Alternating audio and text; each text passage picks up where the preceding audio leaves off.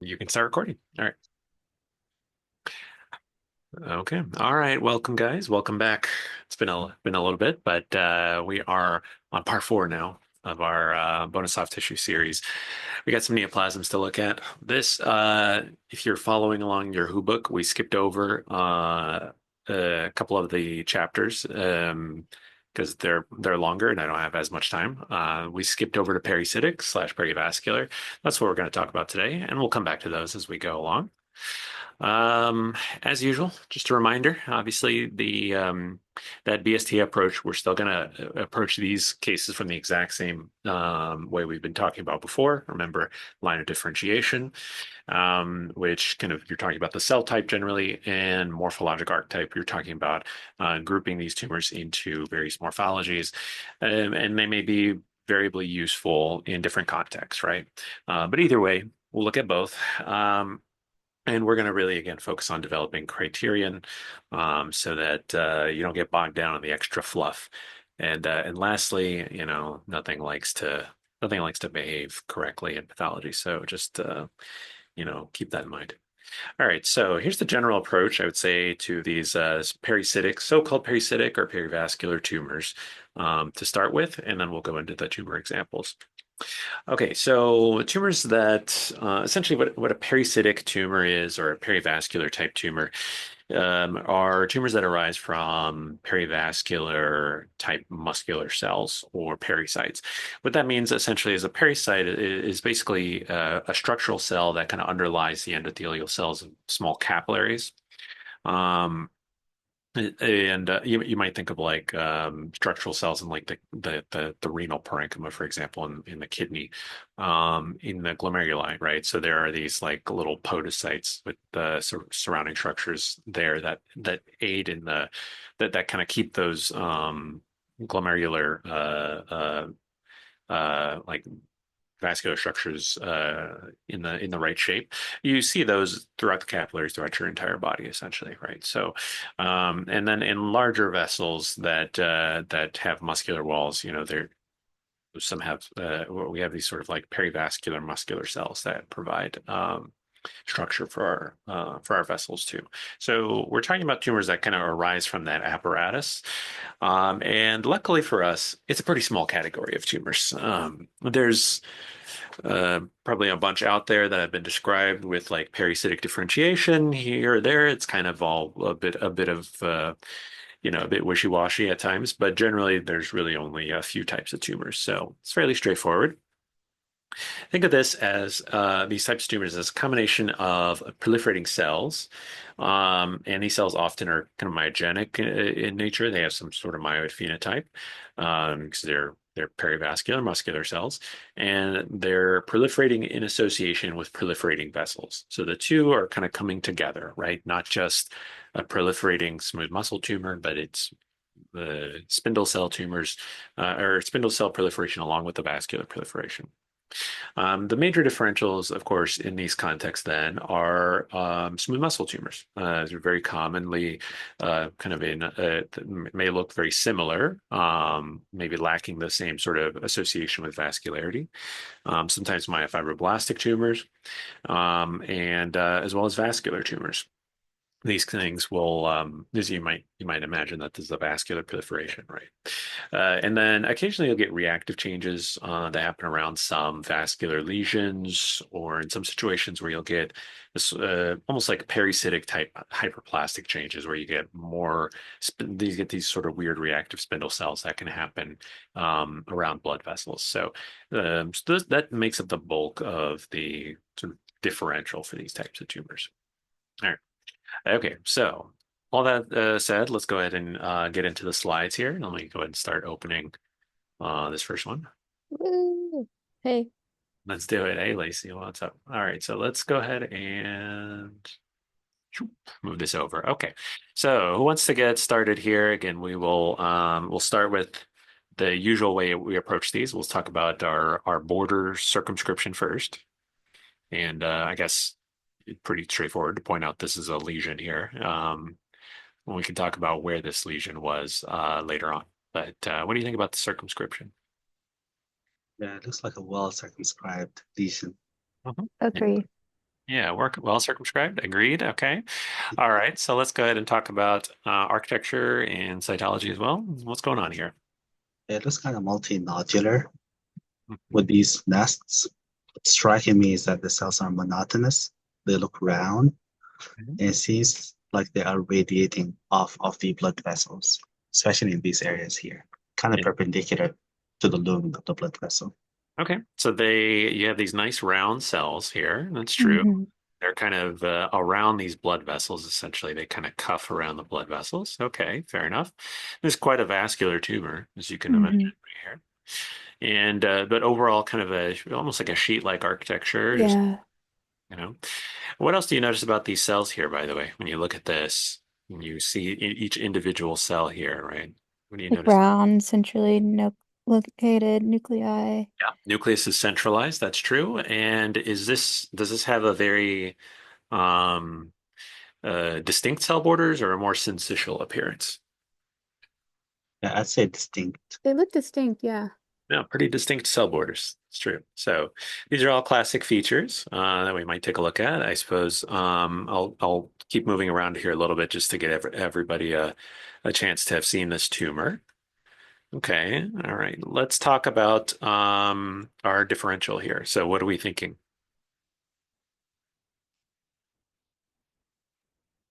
It looks like a glomus tumor.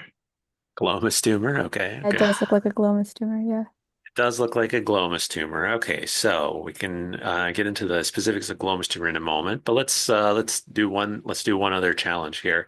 Where exactly do you think that this lesion is coming from? If you had to make a guess and put money down on the lottery, where do you think this is coming from? Probably the fingers. I'd say so, yeah. Finger where? The tip? That's just the tip of the finger? Under the fingernail? Sublingual, right? Okay, so the true nature of these things, you'll see glomus tumors everywhere. That's true. But there's a sort of classic book association is that they tend to happen sublingually. So underneath, and usually in the extremities is most common.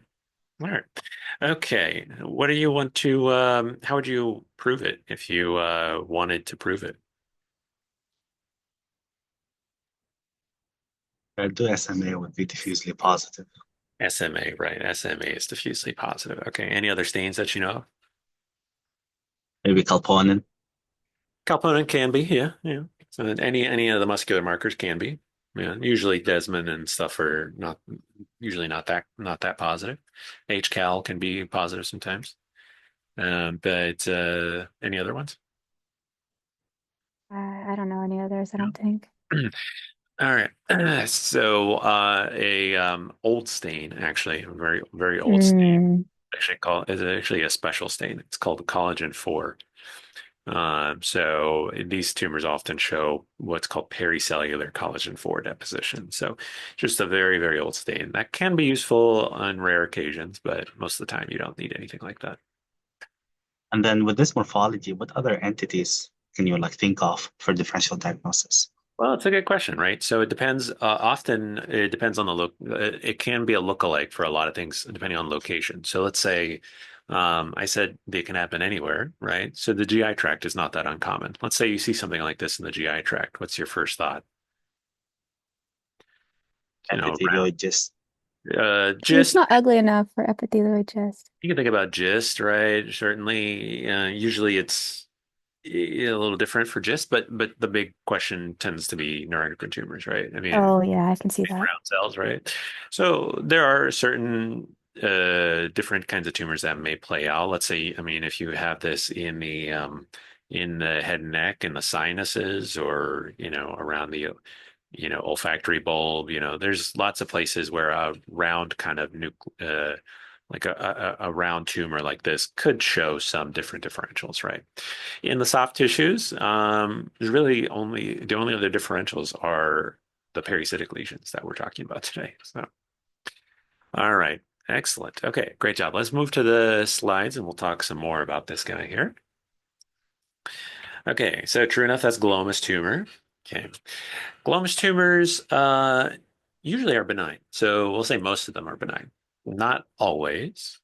They can happen at a pretty wide age range, I would say. And most common in sort of young adults to, 20s, 30s, that kind of thing. Um, and distal extremities is most common. Like we said, it has this kind of classic association with the subungual region. So what I mean by subungual is underneath the fingernails, right? But it can happen anywhere, and including even in like visceral sites, very deep. We've seen them just about every organ system, right? Okay, so glomus tumors are named so not because glomus is fun to say, even though it kind of is. Glomus. It's named after the glomus body, right? So glomus body essentially is this sort of thermoregulatory apparatus in the skin that's made up of these modified smooth muscle cells. So it's involved in thermoregulation, right?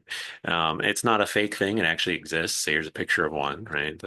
You just rarely find them in the skin. They're these tightly kind of wound up ball of small little capillary spaces that are surrounded by glomus cells. Okay. All right. So what's the histologic criteria? So how are we going to say this criterion specifically? So we when we want to diagnose this tumor, we're looking for monomorphic round cells with central nuclei and well-defined cell borders, which is exactly what you guys said. Perfect, right? And also what you need is a perivascular arrangement. And so classically, it has association with the vessels. Often it's kind of cuffing around the vessels. There may be some hyalinization in between, but sometimes it is literally right up against underneath the vessels too. Okay. So these things can have a lot of different looks at times, right? So they can show, well, there are several different variants, which we'll talk about. But they can also show some malignant change. So they can transform to what's called a malignant glomus tumor. They may have a lot of hyalinization. They may even have myxoid changes. They may have staghorn vessels, like actually you probably noticed that Yeah, they looked pretty good. some of the vessels here kind of look staghorn, Yep. Those that's not uncommon. And like we said, it's going to highlight with muscle markers. Most commonly, SMA is the big one. But pericellular collagen 4 is a nice one that can be useful, particularly when it comes to malignant glomus tumor.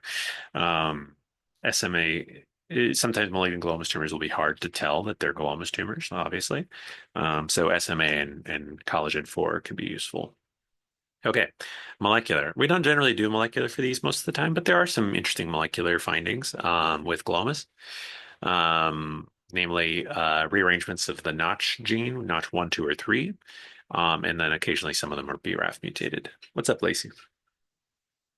Yeah, I wanted to know if the collagen for stained the vessels within the tumor and if those vessels are part of the tumor or like how they're being created, I Uh, guess. The collagen 4 is not exactly noting neoplastic cells, right? It's a special stain. It's looking for collagen type 4, right? So in the glomus in the like the glomus body, these Hmm. glomus cells have um, collagen type 4 that's kind of around their membrane. So that's what that's highlighting. It has nothing really to do with is this sort of a lineage marker or anything like that, right? Okay, sure.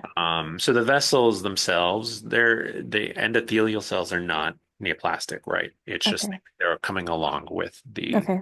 cells, right? Okay. But anyways, like we said, notch rearrangements, especially in malignant tumors, about half of malignant glomus tumors will have notch rearrangements, right? So that's a useful thing. But BRAF mutations occasionally happen too. Yeah, okay. All right. So moving on from there, here we go. Let's talk about some of the variants here. You're going to see a lot of different names for glomus tumor, especially if you look through my old Path Outlines article, you'll see a lot of random names for glomus tumors and stuff. There's some difference between them in terms of how they look, but most of these are not really consequential in terms of prognostics, right? So there is what's called a glomangioma, or which is essentially the same idea as a glomovenous malformation. It's basically a glomus tumor with these sort of cavernous hemangioma-like spaces. So rather than just regular vessels, you'll get the glomus tumor, but there'll be large cavernous spaces. Pretty straightforward. No difference between the two. It literally doesn't matter. There are sometimes glomus tumors that are very ill-defined and proliferating and kind of almost like angiomatosis, like infantile, or sort of like angiomatosis, like uh, uh, proliferative vessels that kind of spread through that are congenital. That's called glomangiomatosis, usually in kids, right? That can be significant. Obviously, it can recur more often. Glomangiomyoma is just basically a glomus tumor that shows a bit more smooth muscle differentiation. So you can actually see that on the right here. There's more smooth muscle-like cells, but on the left, you actually see the glomus cells still. So there can be variable amounts of actual smooth muscle features. And then symplastic glomus tumor, right, which basically means there's isolated cytologic atypia, just like symplastic change means in every other situation. But crucially, there's no mitotic activity in these tumors, right? The reason why that's a criterion is because of malignant glomus tumor, which does have a specific criterion, right? So malignant glomus tumor is essentially it's a tumor that's defined by one of two things. You need a marked nuclear atypia with at least some mitotic activity, but there's not a specific count, just any mitotic activity at all. Or you need atypical mites in a glomus tumor, right? So that's what you're going to expect to see to call outright malignant glomus tumor. The morphology for these things can be pretty variable. There's two general ideas. One is either spindled, so it kind of looks sort of like a lyo or fibrosarcoma, which you can see sort of on the bottom right, a little bit more fibrosarcomatous spindled tumor. This used to be a glomus tumor, is transformed in this way. And then sometimes it's more of like a primitive round cell tumor, which you can see on the top left here. Round cells, but if you were to go in, there's quite a bit of cytologic atypia, more open chromatin, and there are mitoses out the wazoo. But they still have similar kind of appearance in that the cells kind of surround these blood vessels. They're kind of right underlying the blood vessels themselves, right? So with those criteria, you can outright call a malignant glomus tumor. Now, there's there's a second category that's intermediate category that's called a glomus tumor of uncertain malignant potential, and this kind of terminology is really reserved for tumors that have an atypical feature, but it doesn't reach the definition of malignant glomus, right? So atypical features that we think of are things like deep location. So like intramuscular, deeper than where you expect. Generally, they're dermal or subcu tumors. Size greater than 2 centimeters, or mitotic activity greater than or equal to 5/50 high power fields. So these things generally are not very mitotically active at all. So saying 5/50 is an atypical feature. There are some other things that are kind of soft signs that are not exactly truly atypical features, what we call, but are more often associated with glomus tumor of uncertain malignant potential or malignant glomus. That would be like infiltrative pattern or higher cellularity or spindled morphology. So sometimes glomus tumors will have more of a spindled look. Uh, cool. All right. Um, Are any of the variants location specific? no, not really. Okay. No, not at And, all. and then for I don't know, I feel like this one, the malignant glomus tumor, if it has like a spindle cell morphology, and then you do the SMA and the SMA is positive, Desmond may be positive. Why not call it a leiomyosarcoma? Like, what would make you think that this is malignant glomus Oh, tumor, it has a not a certain leiomyosarcoma? spindled Yeah. appearance. So the good news is that a number of generally these malignancies are often associated with a normal glomus tumor. So um, if you were to just see a smooth muscle like lyo looking spindle cell sarcoma, um, is there a possibility that it arose from a glomus tumor long ago, or that it's truly like a glomoid tumor? Maybe, but that's functionally irrelevant, right? So you would just call it leiomyosarcoma. But if there's maybe a patient with a history of a glomus tumor in this area and is resected, and it's now like the same area less than a year later, could that be the same tumor? And that's where you might debate that, right? Or you have a glomus tumor or areas that look glomoid and then transition to a high-grade sarcoma, right? Those are where you really be kind of discussing that, right? Cool. All right. The prognosis for these is actually pretty aggressive generally, usually meadow in about, up to 40% of cases. So not good tumors, not great tumors overall. Um, I think that hits everything from malignant glomus, if I remember correctly. These can be pretty sneaky, honestly. They can be pretty hard to really kind of come to a diagnosis here. And it's sometimes morphology based, but again, like we said, notch fusions to get an idea of glomus tumor is, or malignant glomus is quite a useful feature too. Okay, any questions? Have Yeah. you seen any like that have mets, and do they mets in like quickly, like you mentioned a year after, like, or do they, I don't know, like, do you know more about the mets, or have you Yeah, had they'll any met. real? Yeah. Yeah, I mean, I've seen a few that have met out. I mean, like this malignant glomus tumor here on the top left was in the thyroid, Oh dear. Okay. to the thyroid. The one on the bottom right, I don't remember if it's metastasized, but this was a recurrence in the skin. These are old cases, so I'm trying to struggle to remember exactly too much about them. Yeah, Sometimes, thing is like sometimes malignant glomus tumors don't need to be this ugly either. They can, I see. you know, Okay. some glomus tumors have uncertain malignant potential. Sometimes they will metastasize, right? So it is just like, sometimes they can be kind of deceptive. Yeah. Overall, you know, if the higher grade they look, the more aggressive they're going to be. Okay. And there's no known like, oh, these tend to mets to the lungs or the brain. No, no Okay. specific predilection. They'll met just like sarcomas met. Sure. Okay. Cool. Sweet. All right. Welcome. Okay. So, that's our malignant glomus tumor lecture right there. Let's move on to the next one. Oh, never mind. I'm not quite done yet. I have some additional slides. More slides. Where is it? Here's one slide. Okay, so here's an interesting thing that happens. So first of all, I'll tell you this is from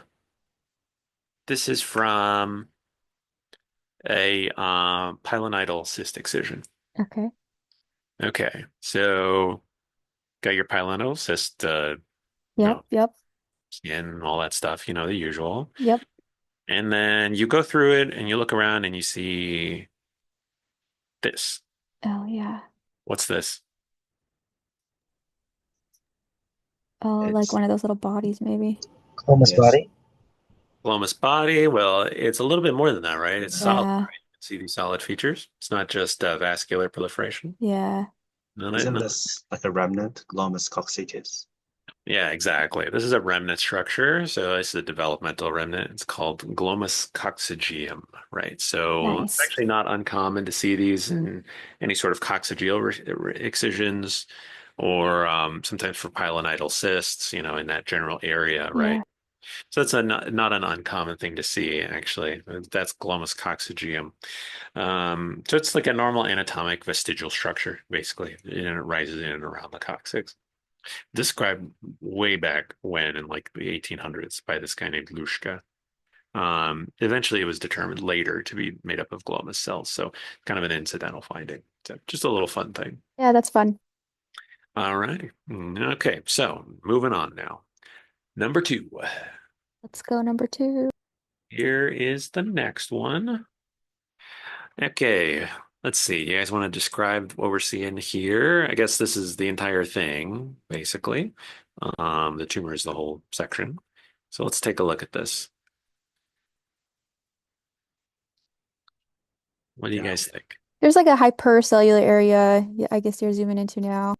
Okay, yeah, this is Uh, hypercellular. That's true. I'm noticing the vessels. There's like this eosinophilic cytoplasm. It looks What? similar to the glomus, but not quite. Okay. Uh, we'll talk about why not quite in a second. What do you think about these vessels? How would you call them?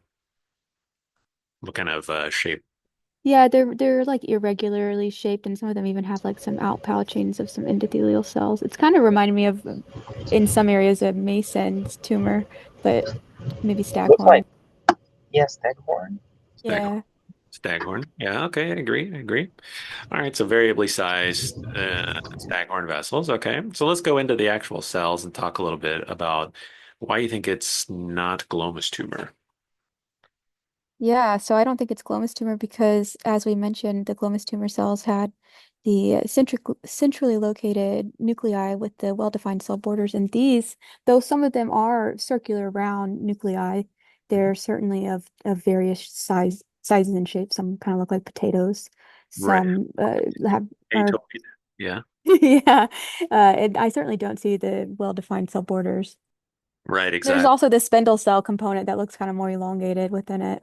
Right. And the cells generally are more spindle to ovoid here, right? You can Hmm. see and again, there is this sort of association with these vascular structures. It seems like intimately kind of underlie the vessels, right? But not quite the same round sort of morphology that you expect to see in glomus. And true enough, we don't really see any like true glomus morphology throughout here at all. It's mostly this spindly to ovoid pink tumor. Okay. All right. So thoughts on this one? Like I said, the differential in a soft tissue mass like this, probably glomus tumor is the biggest differential that you think about with this lesion. So what else can we think about? Yeah, with this sensation appearance, spindle cell morphology, I definitely think that this could be a myopericytoma. Mm. Okay, myopericytoma. All right. So that's the big question here. Okay. So why is it a myopericytoma? So one, you've got staghorn vessels. That's true. That's very typical. And the background tumor cytology is very much this kind of ovoid myoid morphology, right? So spindle tumor here, not forming true like fascicles generally that you expect to see um, in like smooth muscle tumors like leiomyoma. But it gives you the impression of kind of like a sort of more myoid phenotype. Yeah. Okay. So that's kind of what we expect from myopericytoma. Classically, a lot of staghorn vessels throughout, right? Okay. All right. So let's jump over to the slides real quick and take a brief look at, we'll take a brief talk at myopericytomas, and then we'll talk a little bit more about the next one as well. Okay. So when we talk about histologic criteria, these things generally use bland myoid cells and surrounding numerous vessels. And those vessels can either be um, sort of staghorn vessels, or you can have some more like thick-walled concentric ringing around the vessels too. I don't know if this example has any, but obviously we have a lot of staghorn vessels here. Hmm. Hmm. But sometimes it's less like staghorn and more like thicker walled vessels that Yeah, sure. are ringing around. Okay. All righty. Cool. Okay. So some additional things that you might see. Um, Sometimes they can be much more cellular. They can have what's called like cellular growth, and they may show atypia or malignant change. That can happen pretty rarely. And there's sometimes they'll have what's called myopericytomatosis, which is a more sort of infiltrative or nodular spread. Okay. Classically, we're thinking IHC, the same idea, generally. SMA positive, HCal Desmond positive. Desmond is usually not so positive, but and rarely some CD34 can be positive as well. And molecularly, these are going to be a little different. They may have these PDGFR beta mutations, but it's in a subset of them. So the thing about myopericytomas, they kind of fall into this fall into the spectrum of pericytic tumors. Um, but uh, so overall, they kind of have a similar prognostic idea. They're benign, really. No risk for local recurrence, right, in these tumors. Usually they're pretty superficial in the dermis or sub-Q. And these are more common in adults than anything else, though can happen at any age. Okay. Any questions about myopericytoma? Are these like blanchable with all the vessels? Are they observed like in the clinical setting as like something that's like, I don't know, pulsatile or red or Yeah, it might be red. I don't see a whole lot of people with these around, obviously. And cutaneous tumors could certainly be very red. I'm sure that's the case. yeah. But most of them happen that we see here in the sub-Q. Okay. Cool. All right. Well, it's probably similar, honestly, to glomus That's tumors. what I was just thinking. Yeah. Actually, yeah. All right, so let's move on to the next one. And I think the next one I have an example from over here. Give me one sec. All righty. And once we look at this one, we'll come back to that last one because this one and that other one kind of exist on a similar spectrum. All right, Ooh. brought to us by Path Presenter. All Oh. right, so let's go ahead and take a look inside here for like we can see again, kind of well circumscribed nodule. All right, let's go in Hmm. towards the center and take a look here. What do we think about this one? Yeah, it looks similar to the Myopericytoma we looked at earlier. Right. It kind of looks similar to Myopericytoma, especially towards the center here. It Yeah. has very kind of cellular areas, spindled areas here. Myoid looking phenotype, scanned in at 20x, so we don't have too high a power, clearly. But you can see it has these nice staghorn vessels and kind of Yeah. proliferating vascular structures. What's different about this one? More nodular. Yeah, there's more nodules, right? But what are these nodules here? What's going on? They kind of have this kind of myxoid to hyalinized stroma. Yeah, They look mixed, like a myoid nodule. Yep. right, mixoid. Hyalinized, kind of more primitive looking Yep. cells Yep. scattered about. Almost cartilaginous looking. You can almost see like could it look almost like cartilage. Um, and you see a bunch of these nodules scattered about, right? So that's classic, right? That's typical for this particular lesion. What lesion are we thinking about, Ahmed? Do you know? Yeah, it's a myofibroma, but I've always thought that myofibroma and myopericytoma is just the same thing. It's just if you have a child, I call it myofibroma. If it's an adult, I just call it myopericytoma. That's the Oh. big question, right? Well, the answer is no. That's not really the case, right? They are on as there's a very similar spectrum, though. It's thought of we think of them together, right? Now, like I said, specifically, myopericytoma is often a bit more often in adults, but you can call them children too. And myofibromas, on the other hand, most often in kids, right? But you can get them in adults, right? And that's actually not unheard of. It's called solitary myofibroma, and there is a bit of a male predilection for that for whatever reason, but it can happen in adults. So, and the classic feature obviously is the background. It has the typical idea, which you might consider a myopericytoma. Somewhat, or spindled, may or may not have staghorn vasculature, but it at the very least has this sort of myoid nodules that you expect to see, these sort of primitive nodules. You'll see this in peds pretty commonly, actually. It's not that you'll at least run into one, probably, if I had to guess. I've seen some of these vessels that have the same bluish like tint to them. Not all the vessels, but when you were painting around, I was like, oh, that's like the same color. And I just wonder what you think of those. You're talking Uh, about like the blue that happens around vessels sometimes, yeah, yeah, yeah, about like placenta sometimes where you see blue around those vessels and all. yeah. It's not common. It's sort of like myxoid changes within the wall of Oh, vessel. I see. I That's see. Okay. probably honestly what's going. I mean, if I had to make something up, off the top of my head, Hmm. and make myself sound smart, that's probably what's happening here. It's the same idea, but who knows really? But yeah, Okay. cool. Any other questions about this? No? And then for these myopericytomas, myofibromas, if you see a couple scattered mitotic figures, is that okay? Yeah, yeah, Should I that's feel for, I don't okay, know. right. So malignancy criteria, you should never take in isolation, right? So a couple of mites here or there, even in glomus tumor, that's not really a malignancy criteria. It's a uncertain malignant potential, right? But for myopericytomas, if you were to find a malignancy, you're looking for atypia, right? The same idea. You're looking for an atypical change. Um, Myofibromas actually can quite often have mitotic activity. Actually, we can move to the slides here because this can explain a bit more. Um, under the additional features here, it actually can show quite a lot of mitotic activity. And even some tumor necrosis, right?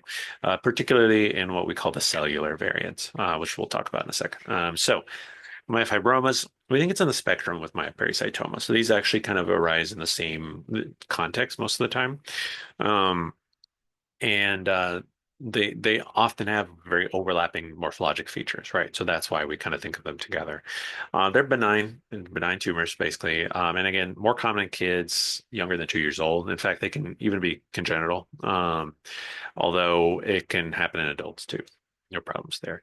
So again, histologic cells, like we said, are these bland myeloid cells, and it typically has a biphasic growth pattern. So there's the more cellular zones, the more spindled zones, and then the myeloid nodules. Okay.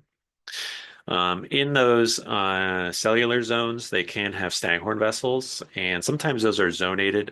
So you can actually see, for example, there's kind of like a predominance within the center of the lesion, as opposed to the periphery. In this particular lesion, that's actually not uncommon with myofibroma. That's what we mean by zonation. That can happen pretty commonly. Uh, it's listed as an additional feature. It's not really a required thing, because actually you can get the reverse of that happening in often in adults, the rather than children, the staghorn vascular area, the cellular areas are on the outside. So it's like I don't know if it's really a feature to note, but it is kind of an interesting thing that we see sometimes. All right. Okay. Let's see what else. So the cellular variant is essentially a tumor may or may not have like great myeloid nodules in areas, but classically the spindled region is very cellular, and so much so that it kind of mimics a sarcoma. In kids, you should really have a high threshold for calling sarcoma when it comes down to it, because they're especially in lesions that look similar to this, because there can be very sort of like pseudosarcomatous hypercellular spindle cell lesions that have a lot of mitotic activity, that may not necessarily be sarcoma. So it can be a little bit more difficult. There's some useful features though you can look for. One, it stains nicely with SMA, although usually it's negative for Desmond and H. Desmond. For whatever reason, it's not quite staining like smooth muscle. And the cellular variant actually often does have these fusions, these RALA fusions, that can be a useful feature to look for. If your lab actually looks for that, I think the Mayo Clinic FusionPlex does have RALA on it, and a lot of the fusion panels do now. Okay. All right. Any questions about myofibromas? Yeah, how does the SMA IHC look in the actual myeloid nodules? That's a good question. It's usually positive in there. Okay, it's just okay, okay. Yeah, it usually is positive. Yep. Cool. All right. Let's move through. And then I have another slide here that I was going to open up. Let me see if I can pull this open. That sort of similar to the one we just looked at. Here we go. Um, and this is an example of a more cellular myofibroma. Hmm. You can see how almost it looks like a sarcoma, right? It's super cellular. Yep. So sometimes they can do that. They're just kind of annoying that way. And you kind of still see there are some nodular areas that are kind of weird Yeah. between here and there. But they're much less prominent in this one out Yeah, here. that would be tough. Yeah. It's biphasic. It's a tough case. They're tough cases to look at for sure. It's often myofibromas I tend to consider showing to pediatric pathologists because they tend to deal with them often. Noted. Cool. All righty. And then we have, I think, one more to go. One more tumor. Yay. Pretty straightforward. It should be, let's open this one up. Here we go. All right. So we will show this one. Let's actually show this one. I think will be our best bet. Okay. Here we are. Okay. So, all right. We have another well-circumscribed tumor here. And let's take a look. Once this loads up, give it a second. Come on. All right, 1 second. Yep.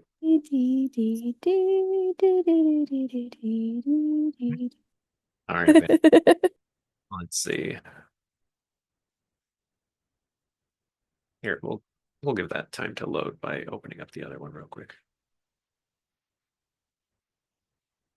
Bandwidth.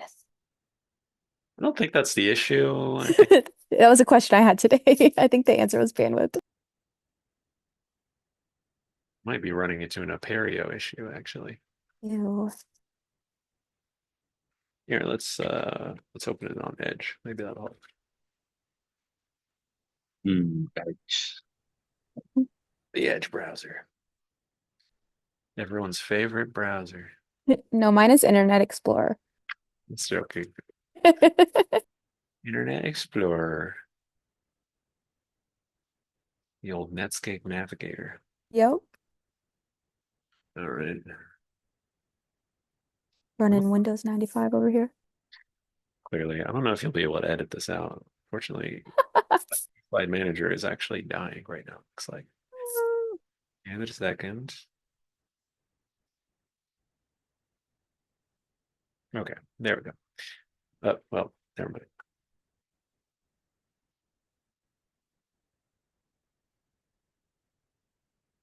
Okay, let's give this a shot. Okay, all right. So we'll look at this one first. That's fine. Okay, so, all right, well circumscribed. And Check. yep, Ah! clearly. Okay, so let's take a look at this, right? So, what do you guys think? Let's describe this. Let's talk about architecture first, and then cellularity and cytology. Yeah, it seems like in some areas we do have some maybe fascicles Yeah, I think running so in too. between. Yeah, kind of fascicular. That's true. That's true. Yeah. Yeah. All right, cytology. What do you think? It looks like predominantly spindle cells, but then in some areas around the vessels, you have these kind of round to ovoid cells. Okay, so it's predominantly this sort of spindled look. Okay. Alrighty, and then what about the cytoplasm for these cells and the nuclei? What would you think about? I What kind say of life? gland nuclei, spindle Eosinophilic cells. cytoplasm, kind of evacuated or bubbly a little bit. Okay, Yeah. some bubbliness to the cytoplasm. Okay. All right. If you were to talk, what line of differentiation would you think these cells are here? Low-key smooth muscle vibes is what it's giving me. Low key, smooth, only low key. It's only low-key. To me, it's mod key. Mo- moderate to marked key, I guess. Okay, and then what's going on with the vessels? So you can kind of see pretty nicely in this field. So your smooth muscle cells here, see how they're associated with the walls of these vessels, Yeah, definitely. kind of swirling around them, right? Definitely. Yeah. And then they will occasionally, since the vessels have these sort of thickened walls, and you can see that they have a um, association where they're ringing around them essentially. Okay, so that basically defines what this lesion is. What is this? You guys know? Well, I'm a location pathologist, and I need location because it kind of looks like an angioleiomyomas in some areas. But then if you tell me that this is in the vulva or in the genital region, I think of like angiomyofibroblastoma and these mesenchymal lesions in that region. Okay, well, so Yeah, angiomyoma, they don't have that thick of vessels in angiomyolab. right? So with okay, so there's a couple of differentials that pop into mind, right? So angioleiomyoma, right? That's the main one that comes up. It's a smooth muscle tumor, right? Generally, or associated with these vessels. Angiomyolipoma is Angiomyofibroblastoma. right. But AML sometimes is thought of in these contexts, right, as well. And then angiomyofibroblastoma is different, right? So the cellularity here is completely wrong for angiomyofibroblastoma. In between those vessels, where you have round cells, primitive round cells ringing around ring around the vessels in an angiomyofibroblastoma, it generally is a bit looser stroma. So they look somewhat different. They're not truly like smooth muscle differentiation. And this one, you wouldn't be you'd be forgiven for just thinking that this is a leiomyoma, right? And that the morphology looks like smooth muscle. So that's kind of the difference there between angiomyofibroblastoma and angioleiomyoma, right? Now this is true. The location will be different, but you can get an angioleiomyoma in the vulva. I wouldn't say that's impossible. So you'd have to be able to figure that out for sure. Now, most of the time, these actually happen towards the lower extremities, so it's not out of the realm of possibility that they'll be that they'll also be around the same area.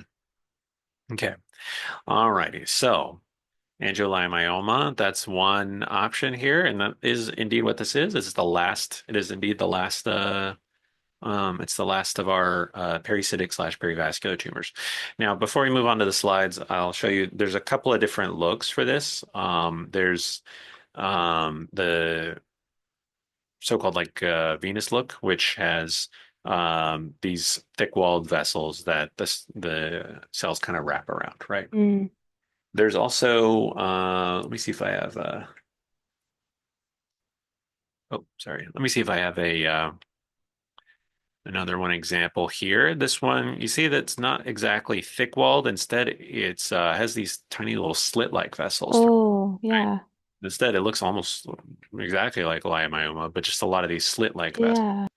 That's a second type, right? That's called the solid type. And the last one, I don't think I have an example of. This one, I think, is another venous type.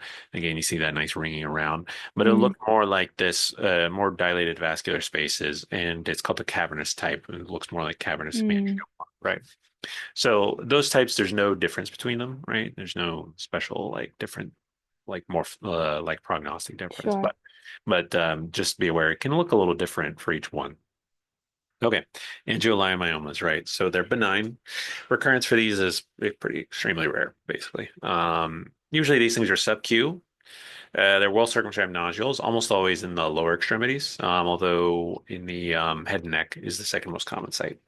And these are painful. These are one of the painful lesions, right? So remember whatever your mnemonic was that I've forgotten because I don't care about mnemonics, but Angel.